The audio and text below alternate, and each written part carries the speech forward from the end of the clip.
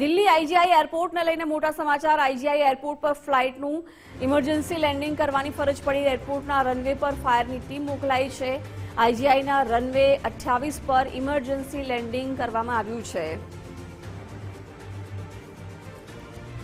વિગતો સાથે સંવાદદાતા देवनाथ पांडे जोड़ाई गया है। देवनाथ, फ्लाइट का इमरजेंसी लैंडिंग करना पड़ा है, क्या अपडेट? बिल्कुल, देखिए ये दिल्ली के इंदिरा गांधी इंटरनेशनल हवाई अड्डे पर एक तरह से कहें कि फुल इमरजेंसी लागू कर दी गई है। और एक फ्लाइट थी जो विशाखापट्टनम से दिल्ली आ रही थी, इंडिगो की फ्लाइट थी और इसी फ्लाइट के लिए फुल इमरजेंसी घोषित की गई है। और जो जानकारी अभी मिल रही है, कहा गया कि विमान के इंजन में कुछ तकनीकी खराबी या फिर इंजन फेल होने की आशंका की वजह से ये बड़ा और कड़ा कदम उठाया गया है। और सबसे गनीमत की बात ये रही कि किसी भी तरह की कोई हताहत नहीं हुई है।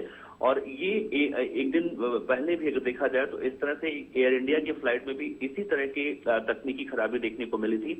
और एक तरफ दिल्ली एयरपोर्ट पर इस तरह के घटनाक्रम की जानकारी आई, दूसरी तरफ देखा जाए तो इससे महज 30 किलोमीटर दूर आज प्रधानमंत्री नरेंद्र मोदी नोएडा के अंदर भी एक एयरपोर्ट, जेवर एयरपोर्ट का उद्घाटन कर रहे हैं। ऐसे में पिछले जब से अहमदाबाद में फ्लाइट का ये घटनाक्रम हुआ था, उसके बाद से इस तरह की तकनीकी खराबियों में जितनी तेजी आई है वो कहीं ना कहीं बड़े सवाल खड़े करती है। लेकिन समय रहते कहें कि इंडिगो की इस फ्लाइट में जो है तकनीकी खराबी की जानकारी मिलने के बाद एक बड़ा हादसा जो है टाल दिया गया है। फिलहाल अभी एक उस फ्लाइट के लिए इमरजेंसी लगाई गई है, लेकिन और जितनी भी फ्लाइटें हैं जो दिल्ली एयरपोर्ट से संचालित होती हैं वो उनके लिए कोई खास फर्क नहीं है, इससे असर नहीं पड़ रहा है।